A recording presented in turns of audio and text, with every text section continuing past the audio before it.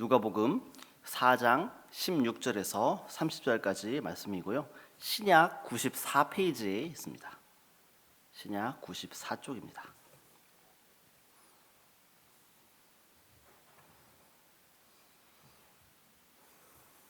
한 절씩 교독하도록 하겠습니다. 예수께서 그 잘하신 곳 나사렛에 이르사 안식일에 늘 하시던 대로 회당에 들어가사 성경을 읽으려고 서심해 선지자의 이사야의 글이 책을 펴서 이렇게 기록된 데를 찾으시니 곧 주의 성령이 내게 임하셨으니 이는 가난한 자에게 복음을 전하게 하시려고 내게 기름을 부으시고 나를 보내사 포로된 자에게 자유를 눈먼 자에게 다시 보게 함을 전파하며 눌린 자를 자유롭게 하고 주의 은혜를 전파하게 하려 하심이라 하였더라. 책을 덮어 그 맡은 자에게 주시고 앉으시니 회당에 있는 자들이 다 주목하여 보더라. 이에 예수께서 그들에게 말씀하시되 이 글이 오늘 너희 귀에 응하였느니라 하시니 그들이 다 그를 증언하고 그 입으로 나오는 바 은혜로운 말을 놀랍게 여겨 이르되 이 사람이 요셉의 아들이 아니냐. 예수께서 그들에게 이르시되 너희가 반드시 의사야 너 자신을 고치라 하는 속담을 인용하여 내게 말하기를 우리가 들은 바 가버나움에서 행한 일을 내 고향 여기에서도 행하라 하라. 또 이르시되 내가 진실로 너희에게 이르노니 선지자가 고향에서는 환영을 받는 자가 없느니라. 내가 참으로 너희에게 이르노니 엘리야 시대에 하늘이 3년 6개월간 닫혀 온 땅에 큰 흉년이 들었을 때에 이스라엘에 많은 과부가 있었을 때 엘리야가 그중 한 사람에게도 보내심을 받지 않고 오직 시돈 땅에 있는 사렙다의 한 과부에게 뿐이었으며 또 선지자 엘리사 때에 이스라엘에 많은 나병 환자가 있었을 때 그 중에 한 사람도 깨끗함을 얻지 못하고 오직 수리아 사람 나만 뿐이었느니라. 회당에 있는 자들이 이것을 듣고 다 크게 화가 나서 동네 밖으로 쫓아내어 그 동네가 건설된 산 낭떠러지까지 끌고 가서 밀쳐 떨어뜨리고자 하되 함께 읽겠습니다. 예수께서 그들 가운데로 지나서 가시니라. 아멘. 안녕하세요. 반갑습니다. 평안한 한 주 보내셨습니까? 그래서 날씨가 계속 춥습니다. 추운 날씨가 지속되어 왔고 또 다음 주도 추운 날씨가 또 지속될 것으로 예보가 되어 있는데요. 추운 날씨 가운데에 또 항상 영육간의 강건함 유지하시며 또 안전한 삶을 또 하나님 은혜 안에서 누려가시기를 소망합니다. 오늘 우리가 읽은 말씀은 누가복음 4장 16절에서부터 30절까지의 말씀입니다. 오늘 말씀은 누가복음의 저자인 누가가 예수님께서 사탄에게 시험을 받으신 후에 갈릴리 지역의 여러 회당을 다니시며 가르치셨다라고 말하면서 특별히 나사렛에 있는 한 회당에서 일어난 일에 대해서 상세히 설명하는 부분이 오늘 말씀의 내용입니다. 16절을 시작하면서 누가는 예수님께서 잘하셨던 나사렛에 있는 회당으로 가셨음을 의도적으로 말하고 있는 것을 볼 수 있습니다. 예수님께서 그 나사렛의 회당에서 하신 일은 무엇입니까? 성경을 먼저 읽으시죠.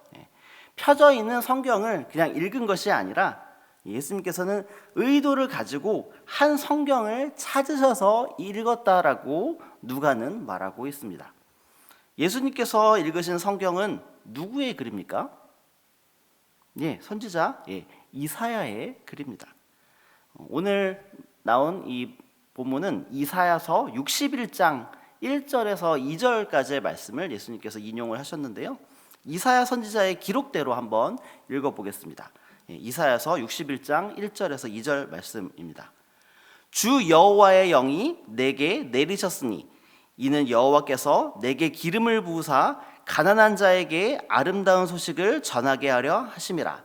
나를 보내사 마음이 상한 자를 고치며 포로된 자에게 자유를, 갇힌 자에게 노임을 선포하며 여호와의 은혜의 해와 우리 하나님의 보복의 날을 선포하여 모든 슬픈 자를 위로하되.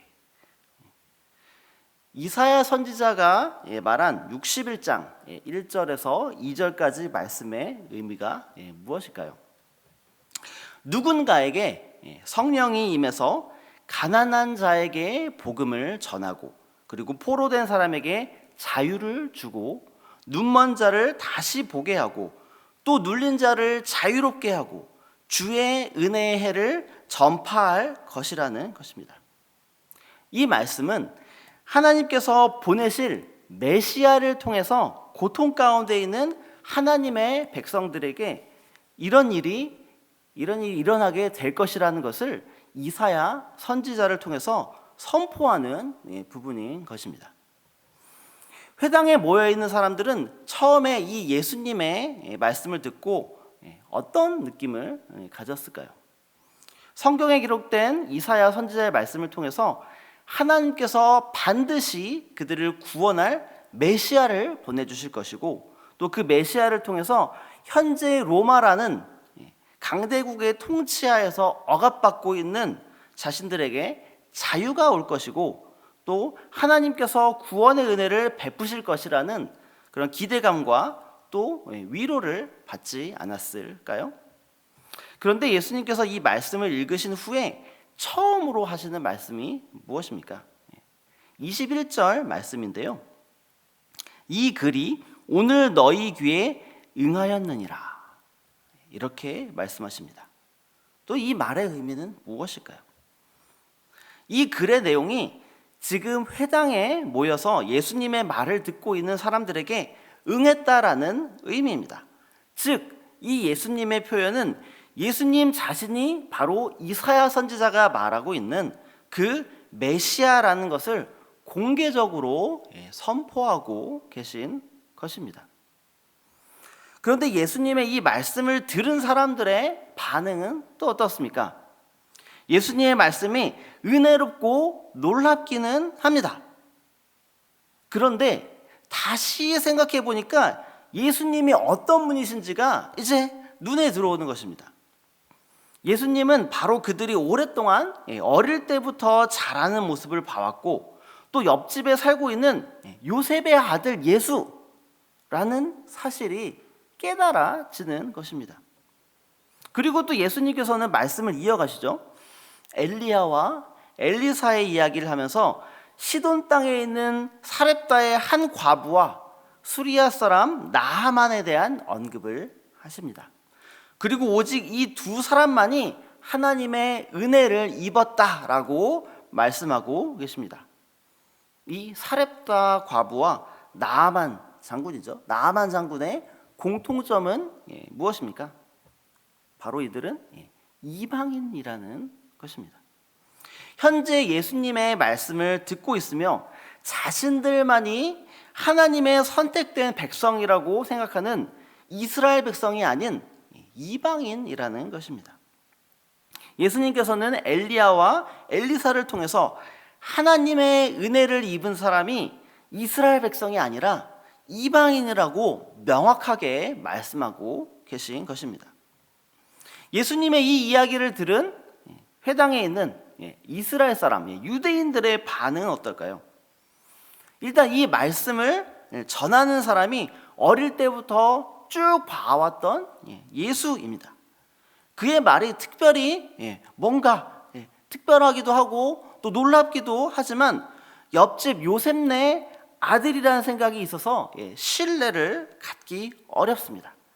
게다가 예수님께서 이사야 말씀을 읽은 후에는 메시아에 대해서 자신들이 이해하고 있는 것과는 전혀 다르게 이스라엘 백성을 위해서 메시아가 오는 것이 아니라 이방인을 위해서 올 것이다라고 예수님께서 말하고 있는 것입니다.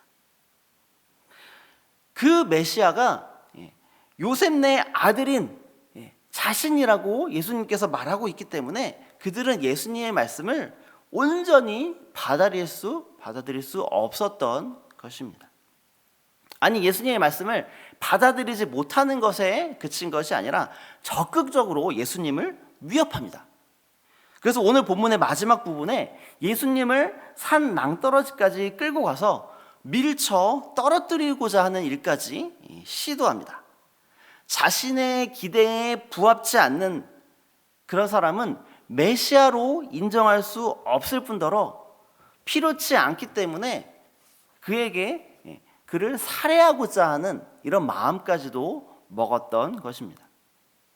예수님이 자신들이 어릴 때 봤던 요셉의 아들이라는 이유와 자신들이 믿지 않는 메시아상과 다르다는 이유로 당시 회당에 있던 사람들은 예수님의 진리의 말씀을 받아들이지 않았습니다.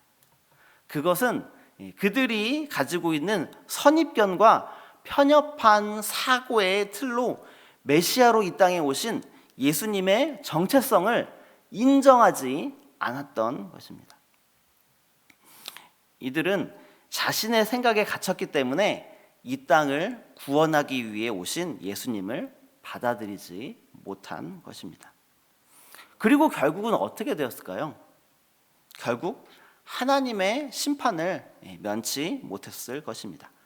왜냐하면 예수님을 하나님께서 이 땅에 보내신 메시아로 믿고 인정하고 또 따르는 것만이 구원에 이르는 유일하고 올바른 길이기 때문입니다. 그런 의미에서 오늘 예수님의 말씀은 회당에서 예수님의 말씀을 듣는 이스라엘 사람들에게는 말도 안 되는 그런 궤변으로 여겨졌지만 지금 이 자리와 그리고 가정에서 예배드리고 있는 우리에게는 은혜와 소망으로 다가옴을 볼 수 있습니다. 왜냐하면 예수님께서 선포하신 일이 바로 우리에게 일어났기 때문입니다. 영적으로 가난했던 우리에게 예수님의 복음이 들려졌습니다. 그리고 죄의 포로로 있던 그리고 억눌렸었던 우리에게 자유가 회복되었습니다. 영적으로 깨닫지 못했던 하나님의 놀라운 구원과 이 땅을 바라보시는 하나님의 시선을 따라서 우리의 눈이 떠졌습니다. 그리고 이 땅을 하나님의 눈으로 바라보게 되었습니다. 만약 이방인을 향한 하나님의 계획이 예수님을 통해서 드러나지 않았다면 우리는 여전히 죄의 멍에 갇혀서 빠져나오지 못하는 존재였을 것입니다. 이런 자유를 이방인인 우리에게 베풀어 주신 분이 바로 예수님이신 것입니다. 이 예수님의 은혜에 감사하는 새순의 성도 여러분들 되시기를 소망합니다. 하지만 여기서 우리가 간과하지 말아야 하는 것이 있습니다. 그것은 예수님을 믿고 이제는 이스라엘의 영적 자손이 된 우리에게도 오늘 말씀에 등장하는 회당에서 예배드렸던 이스라엘 사람들이 가졌던 선입견이 존재하고 있음에 경계해야 할 것입니다. 우리가 가지고 있는 선입견은 너무나도 많습니다. 때로는 우리가 예수님을 알지 못했을 때를 생각하지 못하고 예수님을 알지 못하는 사람들과 거리를 두거나 때로는 영적 우월감에 빠져서 그렇게 있을 때가 분명히 있습니다. 우리만 하나님의 구원을 받은 선택받은 사람이라는 우월의식입니다. 그리고 또한 이스라엘 백성이 메시아를 자신의 어려운 상황 가운데에서 그 문제들을 해결해주는 그런 수단으로 인식했듯이 우리에게도 예수님을 어려울 때만 의지하고 또 우리의 어려운 상황을 해결해 주는 그런 분으로만 생각할 때가 있다라는 것입니다. 물론 예수님은 우리의 어려움을 해결해 주시는 분 맞습니다. 그러나 예수님께서는 그것만을 위해서 우리에게 찾아온 것이 아닙니다. 우리의 삶을 통해서 영광을 받으시고 또 우리의 모습을 통해서 우리와 같이 더 많은 이방인들, 즉 예수님을 알지 못하는 사람들에게 우리와 동일하게 죄에서부터 자유를 얻게 하시기 위해서 우리를 부르시고 우리에게 찾아오신 것입니다.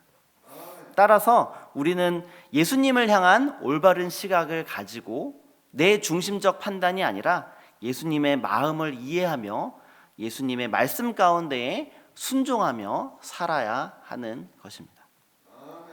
예수님을 통해서 우리에게 주신 하나님의 은혜를 우리의 영적 우월감으로 삼지 않고 우리를 구원하신 하나님의 온전하신 뜻에 순종하며 살아가는 저와 여러분 되시기를 소망합니다.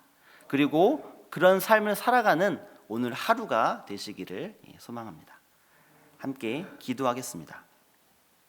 하나님, 예수님께서 나사렛 회당에서 가르치실 때에 예수님의 하시는 말씀과 또 예수님이 옆집 요셉의 아들이라는 생각 때문에 예수님을 올바로 판단하지 못하고 예수님이 선포하시는 구원의 말씀, 메시아로서의 그 선포를 받아들이지 못한 모습들을 살펴보았습니다.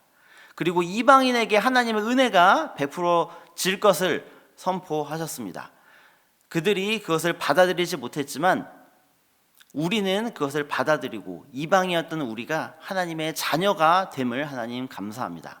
이미 하나님의 자녀가 우리에게 또한 그들이 가졌던 영적 우월감 혹은 내 자신의 판단이 생길 수 있습니다. 그런 것들을 경계하며 하나님께서 베풀어 주신 구원의 은혜를 감사하며 기쁨으로 살아가고 또 우리와 같이 이방인이어서 예수님을 알지 못하는 사람들에게 우리가 예수 그리스도의 복음을 가지고 한 걸음 한 걸음 내딛는 우리 새순의 성도들 될 수 있도록 인도하여 주시옵소서. 감사합니다. 예수 그리스도 이름으로 기도합니다. 아멘.